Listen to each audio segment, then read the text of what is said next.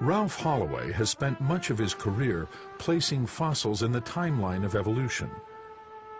For him, the small-brained hobbit posed an immediate problem.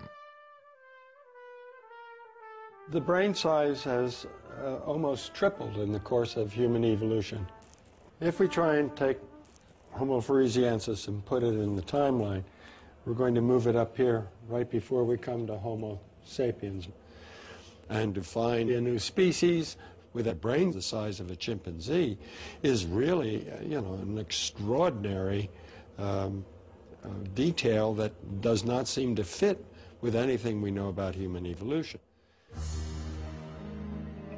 When people discover a fossil, they have enormous expectations about what that fossil can tell us about evolution, about past lives. But fossils actually don't tell us anything. They're completely mute. The most the fossil is an exclamation that says, "Here I am, deal with it." And so you're working through, in your own mind, ways to try and explain what is essentially unexplainable. If remains of an alien spacecraft had been found in central Flores, I would have been more accepting of that than I would of this particular fossil. It was in the wrong place at the wrong time. So what were scientists to make of the small-brained hobbit found in this remote corner of Asia? And if it was a new species, how did it out-migrate and out-survive hominins far more sophisticated? Just as the discovery team began to search for answers, the priceless bones were taken away. Tuku Yaakob was regarded as Indonesia's grand old man of paleoanthropology. No one could refuse his request to examine the hobbit. That was really disappointing. I thought that the people in Jakarta were looking after our interests, and then it turned out that behind the scenes, in fact, the bodies were getting stolen out the back door. The unwritten rule of paleontology is that people who discover a bone should be able to be given as much time as they need to describe it, and it's not right that people should just take it away. That's actually quite unethical. Yaakob analyzed the skeleton and declared it was most likely the remains of a modern human pygmy. So everything is the direction of Homo sapiens, and I'm sure about it. Eventually, Yaakob returned the bones. But by then, the dispute had brought the excavations at Liang Bua to a halt.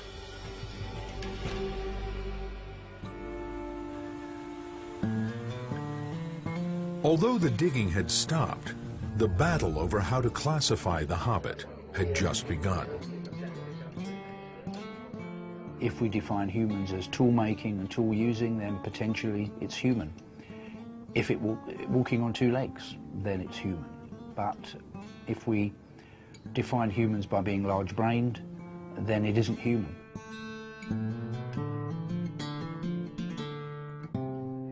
To account for the hobbit's small brain, the skeptics offered a simple solution. The most logical conclusion is that this is something modified by a disease. That's probably the ultimate answer to this whole thing. It's about a pathological specimen. In Paris, there is a famous example of just such a pathology that prevents the growth of the brain. Called microcephaly, it is a rare condition often caused by defective genes. This is Bebe, an 18th century court jester who amused European nobility. Fully grown, he was 3 feet tall with a head smaller than the hobbit's.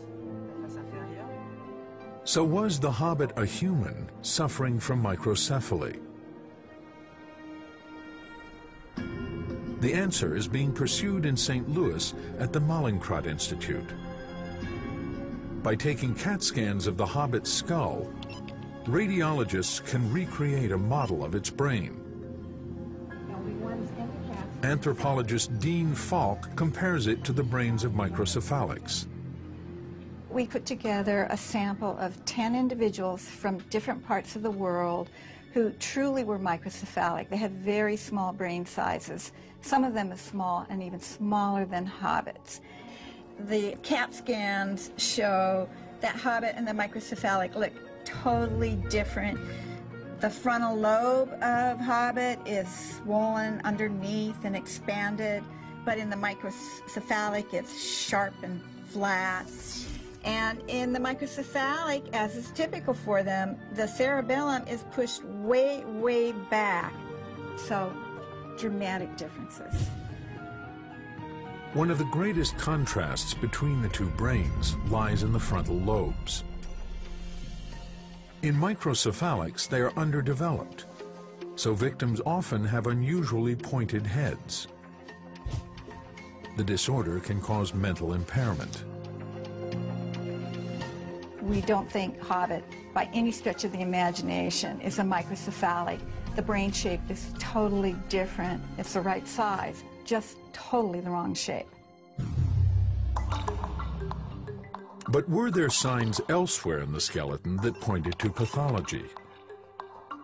To find out, paleoanthropologist Bill Jungers spent 2 years examining the hobbit. Yeah, there's some bumps and bruises. There's some little bony growths in some of the foot bones that indicate there could have been a slight trauma. But there's nothing about the skeleton that suggests that this was a sick hobbit. But could a small-brained hobbit have made the stone tools found at Liang Bua? To many, they seem clearly the handiwork of larger-brained hominins. What's important is the brain and eye-hand coordination and the idea of making something.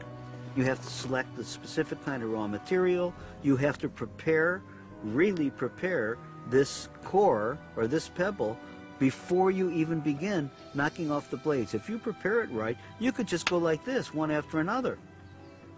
So the brain is the important element.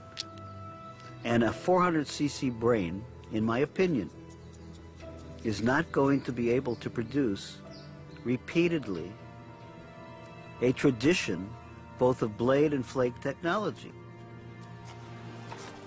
But to others, the evidence is less conclusive. Mom, I have one! Mark Moore has been studying the tools found around Liang Bua. One of the best ways to learn about stone tools is to go try to make them yourself.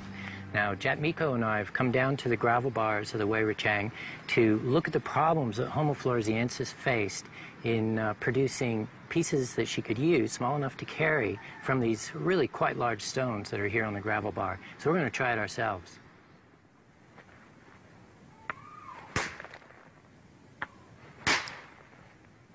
Now, as I produce these flakes, you can see that they're very sharp-edged.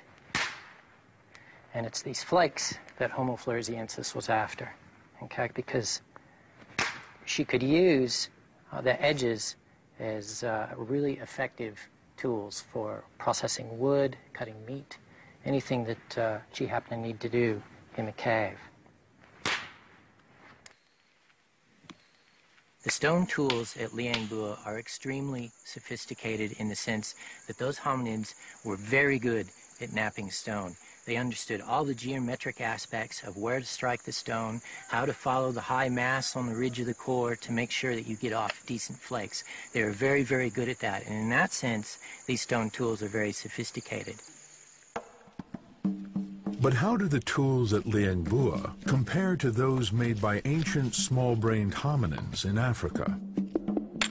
Moore found the knapping techniques were quite similar. So if a small-brained hominid could make those sorts of tools in Africa, there is no particular reason why a small-brained hominid could not make the stone tools that we see at Liang Bua Cave.